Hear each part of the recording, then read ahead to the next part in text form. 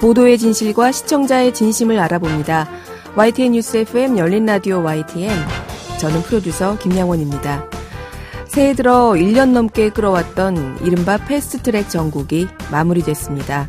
특히 고위공직자의 비리 수사와 관련된 공수처법은 신속처리 안건 지정에서부터 국회 본회의 의결까지 절차적으로 여러 이야기가 많았는데요. 누구를 위해 만들어진 법이고 공수처장은 어떻게 뽑히는지에 대해 오늘 팩트체크해 보겠습니다. 1월 19일 일요일 순서 바로 시작하죠.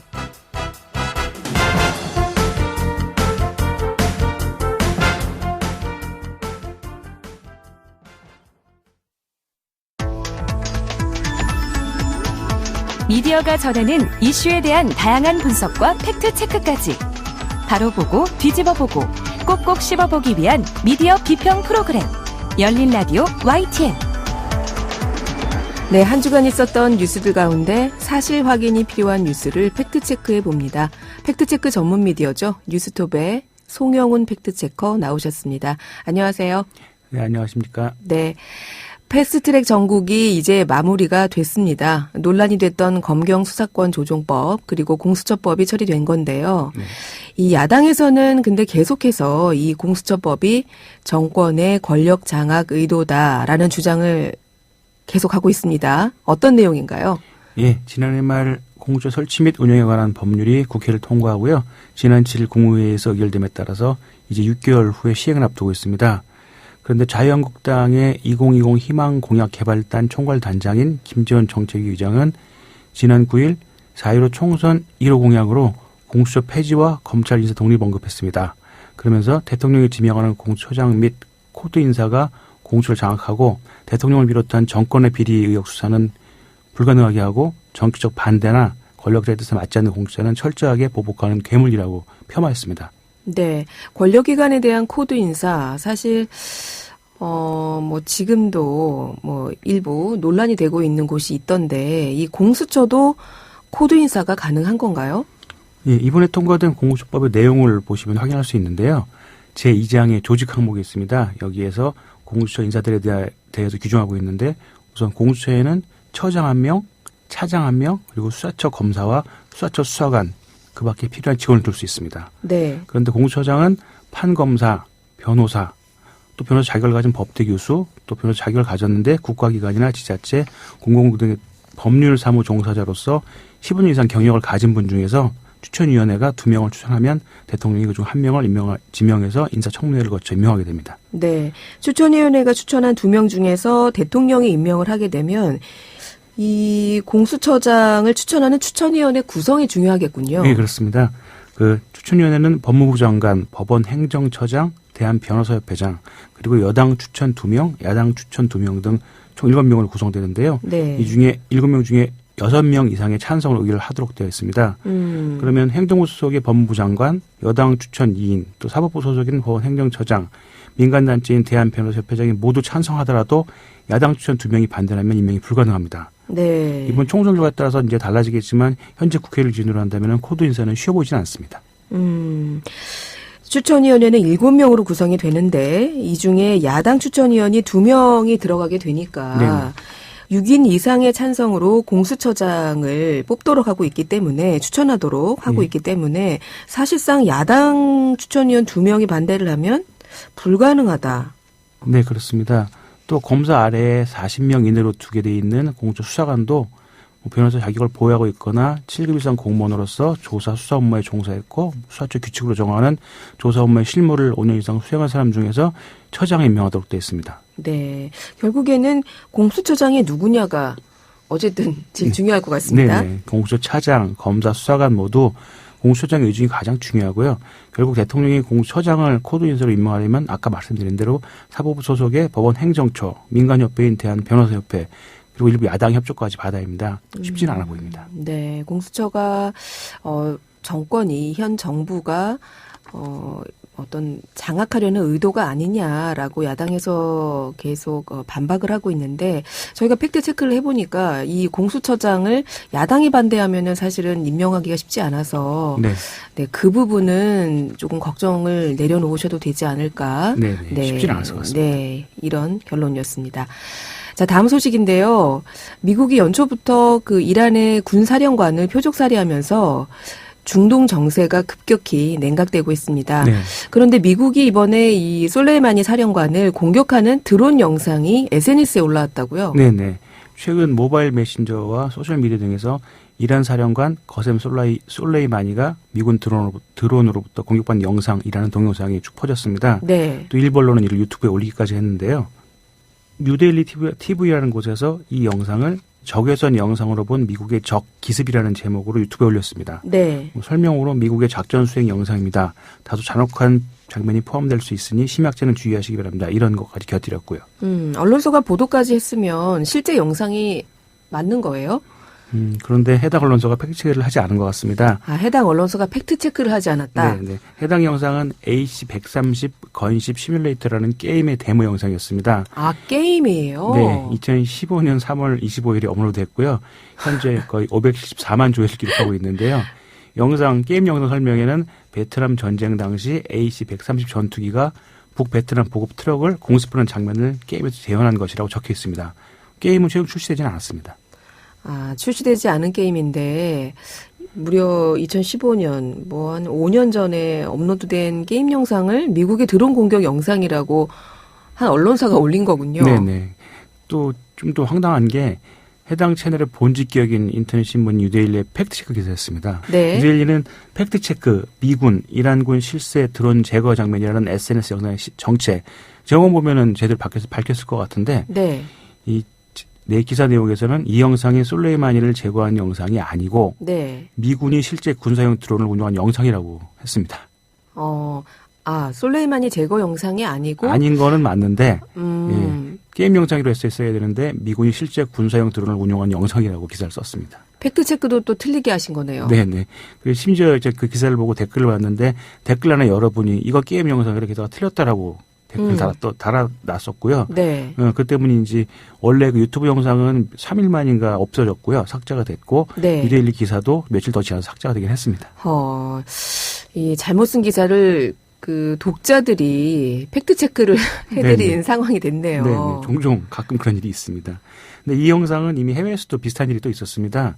지난 2017년 러시아 국방성이 그 공식 트위터 계정에다가 미국이 이슬람 국가 IS를 지원하는 증거라면서 여러 사진을 게시했는데 네. 그중에 한 장의 사진이 이 게임의 스크린샷이었습니다. 예, 그때도 사실이 밝혀지고 비난한 일이자 결국 해당 트윗을 삭제했고요. 브라질에서는 한 국회의원이 자기 트위터에다가 이게 실제 영상이라고 또 올렸다가 지우기도 했고 네. 모로코와 멕시코에서는 또 똑같이 인터넷 언론사가 이 영상을 실제 영상이라고 보도하기도 했습니다.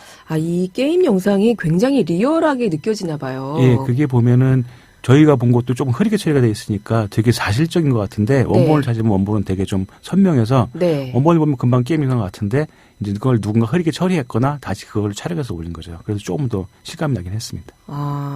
이거 게임 영상을 마치 현실 속의 어떤 드론 공격이나 군사 공격으로 착각해서 이런 일이 계속해서 있는 상황, 이 가짜뉴스 때문에 전 세계가 몸살이군요. 네. 자, 다음 뉴스는 부동산 관련 가짜뉴스 이야기를 준비해 오셨네요. 네. 최근 소셜미디어에서 보도자료 배포 및 브리핑 계획이라는 제목으로 국토부가 분양가 상한제 개선 방안을 발표한다는 메시지가 확산됐습니다. 출입기자단에 배포하는 공지 형태랑 비슷해서 많은 분들이 실제로 믿은 사례였습니다. 분양가 상한제, 논란이 되고 있는 분양가 상한제 개선 방안을 발표한다. 네네. 내용을 살펴보니까 그동안 나온 대책의 좀 강도를 좀 높인 수준이었거든요. 네. 예를 들면 분양가 상한제 확대한다. 초고가 주택 범위를 12억으로 올린다. 또 고가 주택 범위는 6억으로 한다. 현실화한다. 네. 그리고 초고가 주택 거래는 허가제로 한다. 네. 이주택자부터는 생활안정자금을 지원을 전면 금지한다. 이런 내용들이어서 굉장히 솔깃했습니다. 깜짝 놀라셨겠어요. 네. 현재는 지금 초고가 주택 범위가 15억 이상, 네. 그리고 고가 주택 범위는 9억으로 되어 있어서 네네. 이게 사실 더 내려가게 되면 그만큼 해당되는 분들이 더 많아지고 서울에 있는 웬만한 주택들은 다 해당이 되는 거기 때문에 그렇죠. 예. 굉장히 놀라셨을 것들 같은데. 그래서 아마 또 확산 속도도 빨랐던 것 같은데요. 네. 근데 이제 보면은 여러 개가 저한테 들어왔는데 버전이 여러 개가 있습니다. 네. 어떤 버전은 그 내용 밑에 몇 개를 추가해서 공중부양 택지를 조성한다. 네. 천공의 라퓨타라는 영화 아시나요? 이 섬이 위에 떠 있는 거 집들이. 네. 그런 내용이 들어가 있고 GTX인데 Z 버전을 만들어서 GTX Z 노선이 신설돼서 네. 서울과 부산을 1시간 만에 이동할 수 있게 한다. 그리고 영화 어벤져스에 나오는 인피니티 스톤이라는 게 있거든요. 네, 인피니티 스톤. 예, 공간을 이동시키는 그런 능력이 있는 반지인데요. 네. 돌인데 그런 걸 설치해서 이렇게 주택을 쉽게 옮길 수 있도록 한다. 이런 내용이 담겨 있어서 이제 그런 내용이 담긴 버전은까지 다 읽어보면 그냥 좀 웃고 말 수 있는데 여기 없는 버전도 있어서 끝까지 다 읽어보지 않은 분들고 여기 없는 버전을 보신 분들은 금방 이렇게 이것도 봐야 된다고 공유한 분도 있었습니다. 그러면서 결국 이런 가짜뉴스 때문에 부동산 시장에도 영향을 좀 미치는 상황이 보여서 국토교통부가 바로 이거 가짜뉴스다 수사를 하겠다고 밝혔습니다. 참, 이 부동산 시장이 지금 굉장히 뜨겁고요. 이번에 문재인 대통령도 신년 기자회견에서 다른 건 몰라도 부동산은 진짜 갈 때까지 잡아보겠다 이런 네. 의지를 밝히면서 네. 예, 안 그래도 관심이 뜨거운데 그러다 보니 이런 가짜 뉴스들 특히 이렇게 시장에 영향을 줄 수 있는 이런 심각한 뉴스들이 돌아다니는군요. 예. 그 전문가들도 최근 미디어 환경에서는 이 같은 가짜 뉴스가 언제든지 나올 수 있다고 말하고 있는데요. 네. 뭐 보통 과거에는 신문, 방송 등 전통적인 미디어를 통해서 정보가 생산되고 유통됐는데 최근에는 뭐 소셜 미디어, 모바일 메신저 통해서 정보가 만들어지고 유통되다 보니까 외국과 제가공이 되게 쉽습니다. 네. 특히 최근에는 유튜브 관련 유튜브에서 부동산 관련 개인 방송이 많이 늘어났는데요. 네. 거의 대부분이 부동산은 불로소득을 찬양하고 투기를 부추기고 있습니다. 네. 제가 몇 군데를 봤는데 네. 전부 다 집값은 무조건 오른다. 빨리 사라 이렇게 얘기하시더라고요. 네. 뭐 그런데 또 이런 것도 있고 기존 언론도 종종 좀 문제가 있는 보도를 하기도 합니다. 네, 저도 유튜브에서 부동산 관련한 그 개인들이 운영하는 TV가 굉장히 많더라고요. 네. 그런데 뭐 개인들이야 그렇다 쳐도 기성 언론도 그렇게 하는 게 있어요. 예, 종종 그 의도가 좀 뭐 배경을 보면 아무래도 부동산 광고, 건설 광고 때문이라는 분석들이 많이 있는데요. 네. 종종 저도 그런 보도를 보는데 최근에 한 경제신문이 120만 원씩 정부에 월세 낸다는 그런 사연을 가진 분의 기사를 실었습니다. 저는 120만 원씩 정부에 월세를 내고 있어요. 네. 저 사실 이거 봤어요. 예, 종부세 진들인 1주택 은퇴자라는 제목의 기사였고요. 네. 기사 내용은 정부의 부동산 정책 때문에 종부세와 보유세를 많이 내서 힘들다 이런 내용이었습니다. 종부세, 보유세 많이 내면 사실 뭐 1주택자라니까 어차피 깔고 앉아 사는 집이라 네, 그게 네. 무슨 의미가 있냐 이렇게 말씀하시는 분들도 있지만 네네. 그래도 뭐 가난한 분은 아니잖아요. 네, 뭐 그런 분이 뭐 다수가 아니고 소수여도 당연히 그런 입장은 반영을 해야 되는데요. 네. 근데 이제 기사에서 제가 읽다 보니까 종부세와 보유세를 많이 낸다는 것만 강조하고 이 왜 많이 낸는데 대한 설명이 없었습니다. 네. 그래서 제가 좀 찾아봤는데요. 네. 그 기사를 토대로 기사의 주인공은 2017년에 해당 아파트를 구입했다고 하는데 지금 네. 3년이 좀 안 된 것 같습니다. 그 아파트를 제가 찾아서 시세를 보니까 그분이 구입했을 걸로 구입했다는 2017년 3월에 그 아파트는 시세가 17억 원에서 19억 원이었고요. 네. 10월에는 22억 원 정도 했습니다. 그런데 현재 시세가 27억 원에서 32억 원입니다. 10억 이상 올랐네요. 그렇죠. 아무리 작게 기간과 그 가장 작은 그 격차를 감안해도 5억이고요. 네. 최대 15억까지 올랐다고 볼 수 있습니다. 그러니까 제가 그 상황이라면 저는 종부세 더 낸다고 불편할 것 같지는 않습니다. 그 상황이 안 되셨기 때문에 그렇죠. 네, 지금 그렇게 말씀하시는 걸로. 네. 근데 네. 기사에 이런 내용이 포함됐다면 이 설명이 네. 추가됐다면 아마 그 기사에 대한 반응은 좀 달랐을 것 같습니다. 네. 부동산 값이 이렇게 천정부지로 계속 올라서 행복하신 분들도 있겠지만 사실 대부분의 우리 국민들 집값이 너무 올라서 힘들죠. 네. 그렇습니다. 네, 그리고 이게 서울하고도 또 일부 지역 얘기지 그 나머지 지역 분들은 이렇게 부동산이 오른 거에 대한 어떤 체감이 사실 잘 안 없죠. 되죠. 네네. 네. 그렇습니다. 자, 다음 팩트체크는 투표하게 된 고등학생 선거 연령 하한이 낮아졌죠, 이번에. 네네. 네. 지난해 말 국회를 통과한 공직선거법에 따라서 만 18세도 투표권을 갖게 됐습니다. 네. 이번 총선이 4월 15일이라서 그날 첫 투표를 할 수 있게 된 18세, 즉 2002년 4월 16일 이전에 출생한 유권자는 전국적으로 약 50만 명 정도고요. 네. 그중에 고등학생이 있습니다. 예, 그래서 그 고등학생이 약 14만 명으로 추산되고 있습니다. 네. 처음으로 유권자가 되시는 분들이 50만 명, 그중에 지금 고등학교에 재학하고 있는 아직 고등학생인 분들이 14만 명. 네네. 네. 그동안 선거 연령 18세 이하를 놓고 정치권과 교육계를 중심으로 환영과 우려가 교차했는데요. 네. 대체적으로 민주당, 정의당, 정교조 등이 인권과 국제기준 등을 이유로 환영 입장을 나타냈고요. 네. 자유한국당과 교총 쪽에서는 교실이 정치판으로 전락할 것이다 라는 우려를 나타내고 있습니다. 네. 그러면서 고등학생이니까 선거운동을 할 수 없다. 학교는 선거운동 금지구역이다 등의 주장이 소셜미디어에 퍼지고 있습니다. 네. 사실 다른 선진국들 같은 경우에는 우리보다 이 선거 연령이 더 낮잖아요. 네. OECD를 기준으로 현재 OECD 34개국 가운데 선거 연령이 19세 이상인 나라는 한국뿐이었습니다. 아. 미국, 영국, 독일, 일본 등 32개국의 선거 연령이 18세 이상이고요. 네. 오스트리아는 만 16세 이상이었습니다. 네. 미국의 경우에 대선 투표는 만 18세 이상이고 일부 주에서는 만 17세부터 전당대회 대의원 선거에 참여할 수 있도록 하고 있고요. 네. 심지어 북한도 선거 연령이 만 17세입니다. 아, 그래요? 예. 현행 한국의 현행법에서는 18살이면 결혼도 가능하고 운전면허도 딸 수 있고요. 또 군에 입대할 수 있고 8급 이하 공무원도 될 수 있습니다. 물론 취업도 가능하고요. 네. 그동안은 투표만 불가능했습니다. 그랬군요.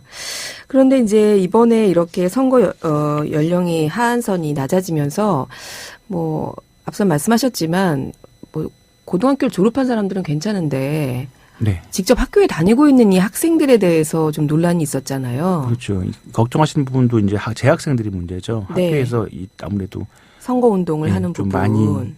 많이 이 영향을 끼칠 수 있는데요. 네. 예, 이 부분에서 보완이 필요하다고 다 지적이 나왔습니다.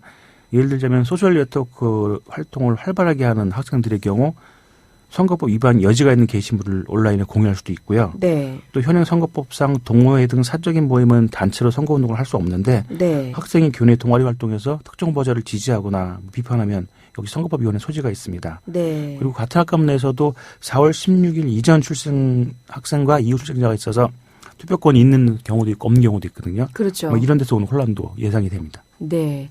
이 최근에는 그 한 고등학교에서 학생들이 교사의 정치적인 편향을 지적한 일도 있었잖아요. 네, 좀 이슈가 됐었죠. 네. 서울의 한 고등학교에서 일부 학생들이 교사의 정치 편향 교육에 대해서 문제를 제기하고 논란이 일었습니다. 네. 또 이러면서 이에 반대하는 학생들이 그렇지 않았다라고 주장하면서 또 다른 단체를 결성했고요. 이런 일이 있자 또 처음에 문제를 제기한 학생을 지지한다고 외부의 일부 세력들이 학교 앞에 등장해서 이들을 지지하기도 했습니다. 네. 이로 인한 피해는 결국은 그 학교 대학생들이 모두 떠안았는데요. 네. 이처럼 교실이 정치판화가 될 수 있다는 거죠. 일부 정치권과 교총 등에서도 이를 주로 지적하고 있고요. 또 교사의 정치 중립을 엄격하게 요구하는 상황이라서 교사가 선거에 관련해서 학생들 사이에 다툼이 있을 경우에 어디까지 개입해야 되는지에 대한 문제도 있습니다. 이런 거에 대한 좀 대책이 있어야 될 것 같긴 하네요. 네, 현재 중앙선관위, 교육부, 교육청 등의 대책에 일단 나섰는데요. 네. 선관위는 학습권, 수업권 침해 등 교육 현장이 혼란이 우려된다면서 관련 조항에 대한 입법 보완 논의도 필요하다고 밝혔습니다. 공무원 지위를 이용한 선거운동 금지 조항에다가 사립학교 교원을 포함시켜야 되고 고등학교에서의 예비 후보자 명함 배포 금지, 고등학교 담장 등의 선거용 현수막 게시 금지 등 이런 조치가 필요하다고 했습니다. 네. 그런데 현재 국회 상황으로는 조금 빨리 처리될 것 같지는 않습니다. 선관위도 이런 입법 보완을 요청한 상황이고 네. 교육 현장의 대책은 어떻습니까? 네, 교육부도 고3 학생들이 선거법을 위반하지 않도록 가이드라인을 만들고요. 정치관계법 사례집 등 선관위 자료를 관련 교육에 지원할 계획입니다. 관련 교과 수업에 활용할 수 있는 선거교육 자료는 새학기 전에 개발하기로 했고요. 네. 서울시 교육청은 모의 선거 수업으로 유권자 교육을 실시하고 별도의 선거법 교육도 추진할 계획입니다. 네. 일본은 지난 2015년에 선거 연령을 만 20세에서 만 18세로 낮췄는데요. 당시에 법 시행까지 1년의 유예기간을 둬서 큰 문제는 지금 없는 걸로 나타났습니다. 국내에서는 정쟁만 많이 하다 보니까 좀 네. 이런 준비가 검토가 없이 시행이 들어가는 것 같은데요. 빨리 준비해야 될 것 같습니다. 그러게요. 준비할 게 많네요. 네. 지금까지는 우리 학생들한테 너는 그냥 아무것도 생각하지 말고 공부만 열심히 해. 이렇게 부모님들이 말씀하셨다면 네. 이제는 학교를 졸업하기 전에 투표를 할 수 있는 상황이 됐어요. 네네. 정말 올바른 한 표를 행사할 수 있는 교육이 우선돼야 할 것 같습니다. 네. 네, 오늘 말씀 여기까지 들을게요. 감사합니다. 네, 감사합니다. 네, 지금까지 뉴스톱의 송영훈 팩트체커였습니다.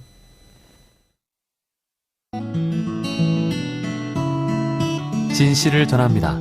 진심을 다합니다. 시청자 여러분의 목소리에 귀 기울이는 YTN 뉴스 FM, 열린 라디오 YTN. 토요일과 일요일 저녁 8시 20분에 방송됩니다. 네, 한 주간 YTN 라디오에서 방송된 프로그램들을 모니터링하고 평가해보는 시간입니다. 오늘은 김덕연 시청자평가원 나오셨습니다. 안녕하세요. 안녕하세요. 네, 이번 주에는 어떤 프로그램 모니터링 하셨나요? 네, 오늘은 이동형의 뉴스 정면 승부를 살펴보고자 합니다. 네. 1월 6일부터 10일까지 방송된 이 프로그램에 대한 모니터 결과를 중심으로 좋았던 점과 아쉬웠던 점을 한 가지씩 짚고 그에 더해 용어 사용과 관련된 문제를 살펴볼까 합니다. 네, 그럼 먼저 긍정적인 모니터평부터 들어보겠습니다. 네, 10일 방송된 초대석 코너가 눈에 많이 들어왔습니다. 네. 초대석의 주인공은 시사 만화가인 고경일 상명대 교수였습니다. 네. 고 교수를 출연자로 선정한 계기는 베트남전 당시 한국군의 민간인 학살 문제를 다룬 만화 붉은 돌단풍 출간이었습니다. 출연자는 현지 답사를 비롯해 6년에 걸친 취재를 바탕으로 이 책을 탄생시켰다고 밝혔는데요. 역사적으로 중요한 의미가 있는 사안을 그처럼 성실한 노력을 바탕으로 조명한 작품을 비중 있게 소개한 점에서 초대석은 적지 않은 의미가 있었다고 생각합니다.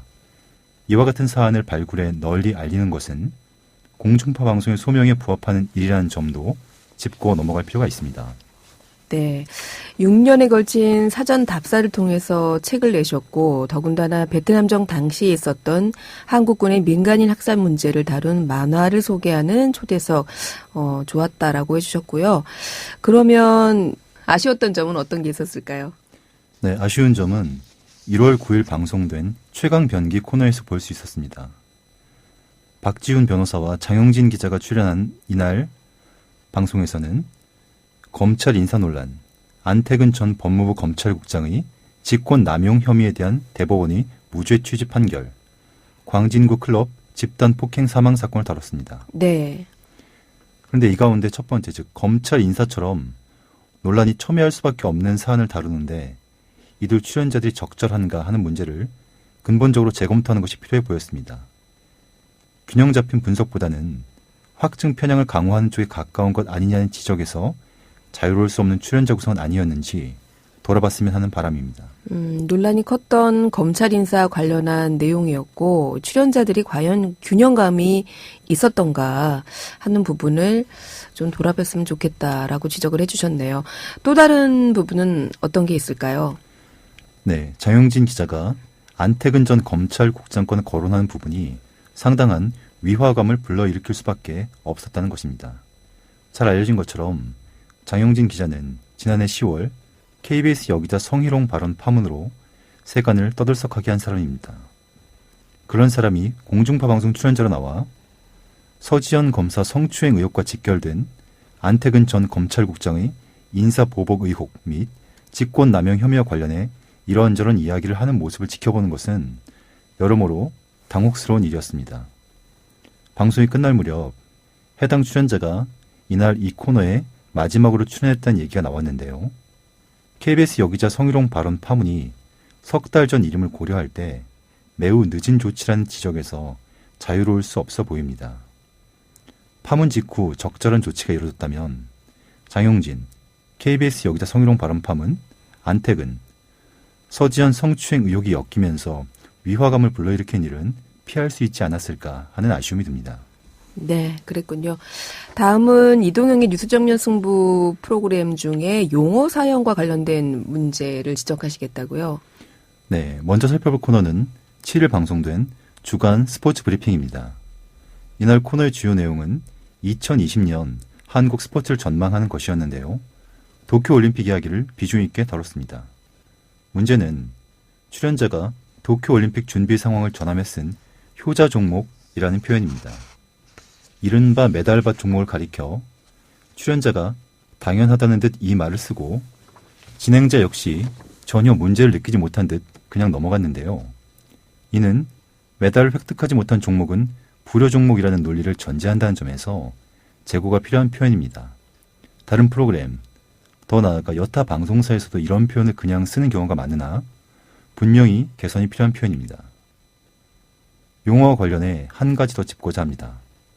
앞에서 언급한 10일 초대석 코너에서 나온 양민학살이라는 표현입니다. 아, 양민학살. 이걸 좀 바꿔서 썼으면 하는 지적이신 것 같은데요. 네, 그렇습니다. 이날 진행자가 베트남전 당시 한국군의 양민학살을 다룬 책이란 얘기를 몇 차례 했는데요. 네. 양민학살보다는 민간인 학살 같은 표현을 쓰는 것이 어땠을까 하는 생각이 듭니다. 네. 누가 누구를 양민 또는 양민 아님으로 규정할 것인가 하는 문제, 그리고 무고한 사람들을 학살한 후 그들은 양민이 아니었다. 따라서 죽어 마땅한 자들이었다. 그런 자들을 죽인 우리는 죄가 없고 오히려 공을 세운 것이다 라는 식의 궤변을 하는 경우가 그간 적지 않았기 때문입니다. 네. 이러한 점을 고려해 국내에서도 20년 전부터 관련 학계에서는 민간인 학살 또는 주민 집단 학살이라는 표현을 사용하는 경우가 다수입니다. 그 영향을 받아 여러 기사에서도 꽤 오래전부터 그렇게 써온 것 또한 사실입니다. 네.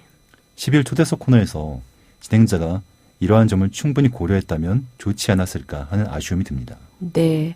양민 학살이 아니라 민간인 학살, 그리고 효자 종목이 있으면 당연히 불효 종목이 있는데 이런 부분에 대해서 미처 생각하지 못했던 것 아닌가라는 모니터 평이었고요. 오늘은 평일 저녁 YTN 라디오의 시사 프로그램입니다. 이동형의 뉴스 정면 승부 살펴봤습니다. 오늘 말씀 감사합니다. 고맙습니다. 네, 지금까지 김덕년 시청자 평가원이었습니다. 열린 라디오 YTN에서는 시청자 여러분의 목소리를 듣습니다. YTN 뉴스 FM에 대한 다양한 의견과 애정어린 비판을 직접 달려가서 들어보는 열린 마이크. 참여 신청과 의견은 유료 문자 샵 0945, 우물정 0945나 YTN 라디오 프로그램 열린 라디오 YTN 게시판을 통해 남겨주세요. 네, YTN 라디오의 진정한 서포터즈, 애청자 여러분의 목소리를 들어보는 시간이죠. 열린 마이크. 오늘도 김예훈 리포터와 함께합니다. 안녕하세요. 네, 안녕하세요. 네, 오늘은 어떤 애청자분을 만나고 오셨습니까? 네, 이번 주는 청담동에 사는 손주들을 돌보러 이 고향에서 상경하신 박명옥 님을 만나 뵙고 왔는데요. 네. 제가 요 근래 연령대가 70대이신 청취자분들을 많이 만났거든요. 그러게요. 최근에 만나고 유독- 오신 분들이 그렇죠. 다 70대셨어요. 네, 맞습니다. 무슨 특별한 이유라도 있었던 거예요? 아니요, 특별한 이유는 없는데 우연스럽게 그렇게 만나게 됐는데 네. 근데 이렇게 어머님, 아버님들을 마주할 때마다 드는 생각이요. 70. 정말 건강하고 정정한 나이구나 라는 생각이 들더라고요. 인생은 70부터. 네. 박명옥 님도 그랬습니다. 70이 넘은 나이에도 두 손주들의 케어를 톡톡히 하고 계셨는데요. 박명옥 님의 소개 들어보시죠. 안녕하세요. 저는 올해 경자년에 71세고요. 원래 집은 대전인데 딸이 아기를 봐줄래 그래가지고 올라와서 있는 지 만 7년 됐습니다. 이름은 박자, 명자, 옥자입니다. 아, 벌써 7년째 네. 대전에 사시는데 손주들을 돌봐주시기 위해서 서울에 와서 생활하고 계시는군요. 네. 71세의 박명옥님 반갑습니다. 네. 이 손주들이 2명인데요. 네. 모두 초등학생이에요. 네. 근데 아무래도 이 초등학생들이 손이 많이 가지 않습니까? 그렇죠. 네. 그래서 아침에 깨워서 뭐 밥 먹여서 학교 보내는 것부터 뭐 방과 후에는 공부 봐주는 것까지 이 두 아이들을 돌보느라 정말 바쁜 일상을 보내고 계셨는데요. 이어서 들어보시죠. 외출해서 무슨 일을 보다가도 애 데려올 시간이 되면 나는 가야 된다고 막 그러면 왜 이렇게 바빠 그러면 나는 되게 바쁜 사람이야. 지금 몇 명을 내 손에 달려있는데 우리 애기 데리고 와서 숙제도 봐줘야 되고 씻겨야 되고 먹여야 되고 집안도 정리해야 되고 저녁 준비해야 되고 바빠요. 학교 갔다 오면 실내화도 빨아줘야 되고 뭐 모든 게 많잖아요. 그냥 밥만 먹이고 키우는 게 목적이 아니란 말이야. 그러니까 저도 엄마 고맙다고 얘기하더라고요. 말씀 들으니까 저는 저희 친정어머니 생각이 나요. 저도 제가 일을 이렇게 하다 보니까 사실 저희 아이를 저희 엄마가 거의 다 아기 때부터 시작해서 지금까지도 수년째 애를 봐주고 계시거든요. 네. 근데 이런 얘기 하시네요. 몇 명이 내 손에 달려있는 줄 아냐. 나 진짜 바쁜 사람이다. 이 말씀을 저희 어머니도 하셨던 것 같아요. 네, 맞아요.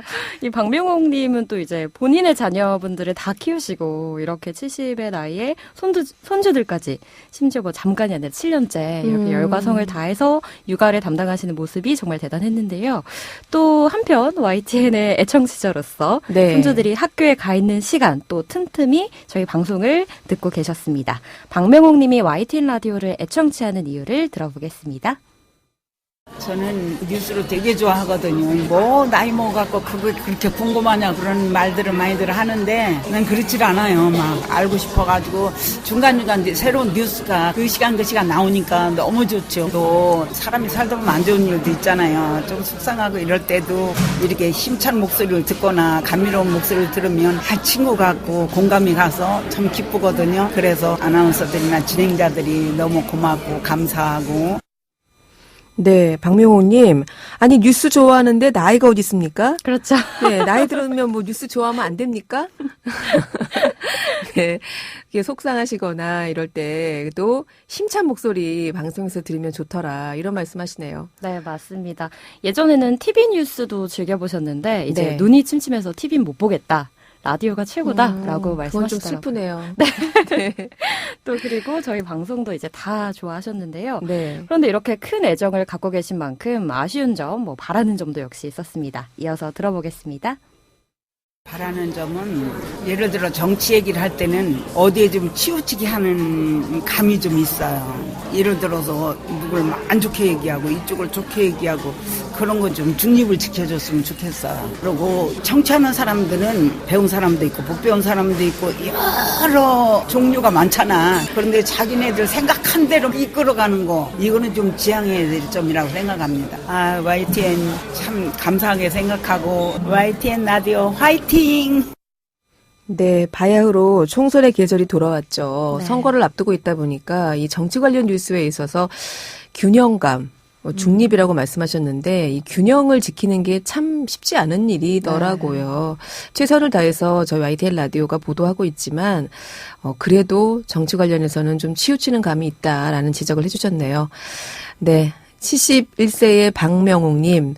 저희 친정어머니하고 연세도 똑같으신데 참 제가 오늘 약간 반갑기도 하면서 또 제 생각이 나서 저희 엄마 생각이 나서 조금 슬퍼지는 네, 그런 시간이기도 했습니다. 오늘 만나뵈서 반가웠고요. 김예은 리포터도 오늘 고맙습니다. 네, 감사합니다. 열린 라디오 YTN 1월 19일 일요일 순서 이제 마칠 시간입니다. 저희 프로그램은 YTN 라디오 홈페이지와 YTN 라디오 애플리케이션 예스 그리고 유튜브와 팟빵을 통해서도 다시 들으실 수 있습니다. 오늘 끝곡으로 애시드 하우스 킹스의 This Heart is a Stone 준비했고요. 저는 다음 주 토요일 저녁 8시 20분에 다시 돌아오겠습니다. 지금까지 김양원이었습니다. 고맙습니다. Your middle name is Trouble, but I know it's Caroline. They say you remind them of problems, but I think you look like all